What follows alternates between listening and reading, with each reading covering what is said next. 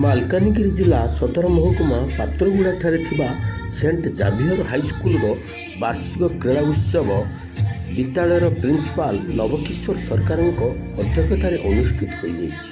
ଏହି ଅବସରରେ ମୁଖ୍ୟ ଅତିଥି ଭାବେ ଶିକ୍ଷାବିତ୍ ରାମକୃପା ନାୟକ, ମୁଖ୍ୟ ବକ୍ତା ଭାବେ ପୂର୍ବତନ ଓଡ଼ିଶା ସାହିତ୍ୟ ଏକାଡେମୀ ସଦସ୍ୟ ବରିଷ୍ଠ ସାମ୍ବାଦିକ ରତ୍ନାକର ଦାସ, ସମ୍ମାନିତ ଅତିଥି ଭାବେ କାଉନସିଲର ଶ୍ରୀମତୀ ସଂଯୁକ୍ତା ଦାସ, ବିଦ୍ୟାଳୟର ଚେୟାରମ୍ୟାନ୍ ମୋହନ ଚନ୍ଦ୍ର ପାଢ଼ୀ ଯୋଗଦେଇ ଆନୁଷ୍ଠାନିକ ଭାବେ ଉତ୍ସବଟିକୁ ଉଦ୍ଘାଟନ କରିଥିଲେ। ଏହି ଅବସରରେ ବିଦ୍ୟାଳୟର ଛାତ୍ରଛାତ୍ରୀମାନେ ନୃତ୍ୟ ସଙ୍ଗୀତ ଓ ବିଭିନ୍ନ ସାଂସ୍କୃତିକ କାର୍ଯ୍ୟକ୍ରମ ପରିବେଷଣ କରିଥିଲେ।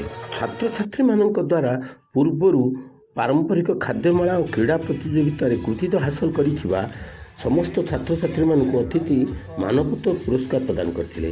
ବରିଷ୍ଠ ଶିକ୍ଷୟିତ୍ରୀ ସଙ୍ଗୀତା ତିଆଡ଼ି ମଞ୍ଚ ପରିଚାଳନା କରିଥିଲା ବେଳେ ଅର୍ପିତା କୁଣ୍ଡୁ ଧନ୍ୟବାଦ ଅର୍ପଣ କରିଥିଲେ।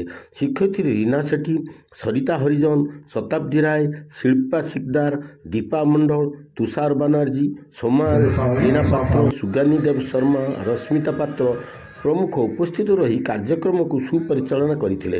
ବିଦ୍ୟାଳୟର ସମସ୍ତ ଶିକ୍ଷକ, ଶିକ୍ଷୟିତ୍ରୀ ଓ ଅନ୍ୟାନ୍ୟ କର୍ମଚାରୀମାନେ ଏହି କାର୍ଯ୍ୟକ୍ରମକୁ ସଫଳ କରିବାରେ ସହଯୋଗ କରିଥିଲେ।